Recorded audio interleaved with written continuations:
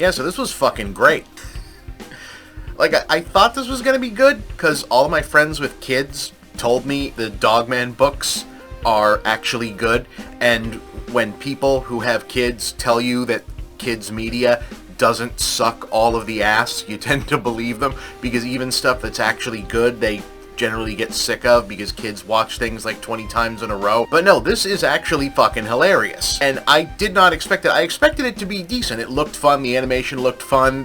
Those Captain Underpants things, this is from the same creator, to the extent of my experience, are a lot of fun. So I assumed that this would be pretty good as well. But no, this is actually fucking hysterical. And I should have guessed this just based on premise that it's a funny cop thing. But I didn't exactly expect that this is Naked Gun for 6-year-olds, and that just kind of rules. But it really is just a gag a minute, constant joke, very good slapstick, very good puns, dating myself here, but like Rocky and Bullwinkle, old-time Jay Ward level, joke, constant, everything is funny, but also quite smart, aimed at kids' comedy stuff. And I also did not expect that it would be so weirdly obsessed in a good way with how bizarre and dark its own premise is. This is decidedly a movie for very young children, but its actual undercurrents and tone, to the degree that it has undercurrents and tone, is very much fixated on the idea that if you even stop and think about the premise of Dogman for even a moment, it would be really, really sad and horrifying to be Dogman,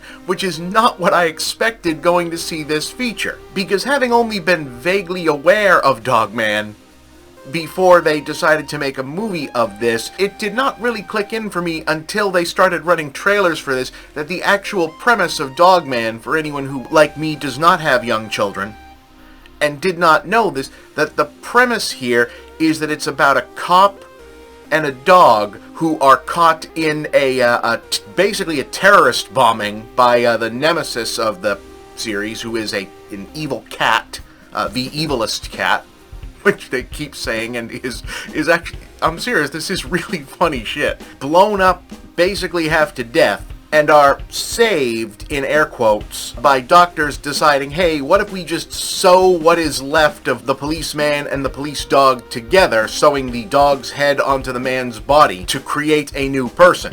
And it is made as clear as you can in this children's film. The background premise in the books not raised in the movie, I am subsequently informed, is that this is supposed to be a character created by the in-universe characters of Captain Underpants. So part of our strange premise is that this is a character created by kids and running on kids' logic, which makes a lot of sense and fits in with the general theme and dynamic of the movie, which is just weirdness on top of weirdness. But it is, regardless, made clear that Dogman is not these two previous living beings, the man and the dog, sharing a consciousness. This is an entirely new being that has been Frankensteined together, that sort of remembers that it used to be two people, but is also a new being with its own consciousness, not quite man, not quite dog, and that sounds profoundly fucked up in a psychological and body horror way. And the movie really, really dwells on this in a, because it's a police movie, way that can't help but recall Robocop to an older audience. And that I sort of expected, that okay, they will probably make some sort of oblique, Robocop type reference. Maybe Dead Heat, Wolf Cop obviously was another movie. It's not as well remembered as Robocop is. Other movies, that have used this resurrected in a new form to continue being a cop premise. What I did not expect is, and I won't fully spoil it, but the saddest and weirdest thing that you could reference in Robocop is the first thing from Robocop that they decide to do an extended reference to in Dogman. And you could have picked my jaw up off the floor of the theater when I realized, Jesus Christ, they're really doing this. This is nuts.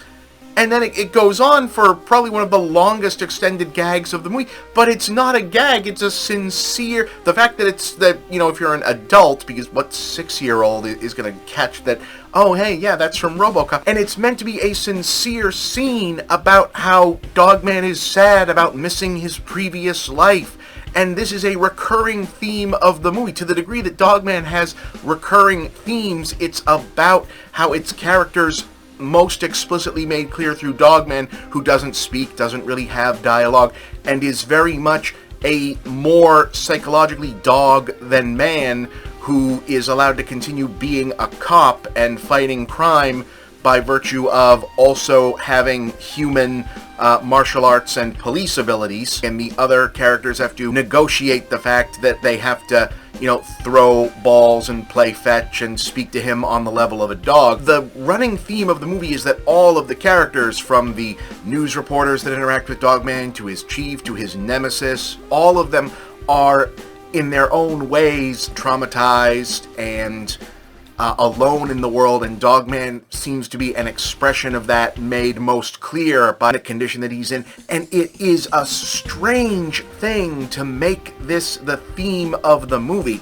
And for a movie that is so whimsical and weird on one hand, is just fixated on how dark its premise is the more you think about it, while also being lightning fast, here's a joke, here's a joke, here's a weird thing. The comparisons that I would draw to it, without just telling you, here's a funny joke from the movie, here's a funny joke from the movie, think about, again, Rocky and Bullwinkle, classic, like, I guess at this point, retro, God, I'm old cartoons, like, you know, Dexter's Lab, 90s Cartoon Network stuff.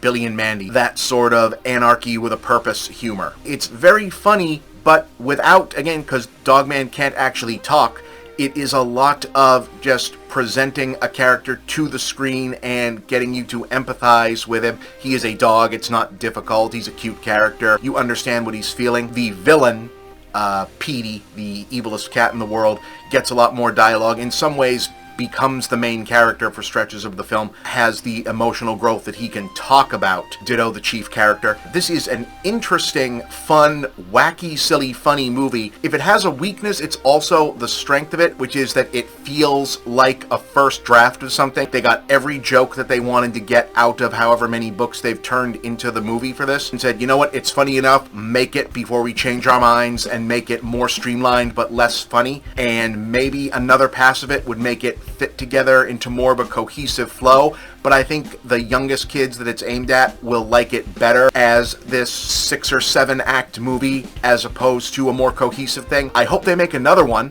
so that it can maybe have a more cohesive angle to it. But as it stands, as just a very chaotically structured but emotionally sound and thematically strong movie, I think that this is just a great high energy, exactly the sort of feel good, laugh your goddamn ass off, solid comedy that's also a perfectly good kids action comedy. I just had fun watching this. Very often could not believe exactly what I was seeing. A lot of movies try so hard to capture the energy of something that kids put together, that this looks and feels like something that a child thought up and threw together on stream of consciousness imagination. This really does feel authentically like two kids sat down. Hey, that would be a fun idea. Hey, that would be a fun idea. Hey, that would be a fun idea. I liked it. I think your kids will love it.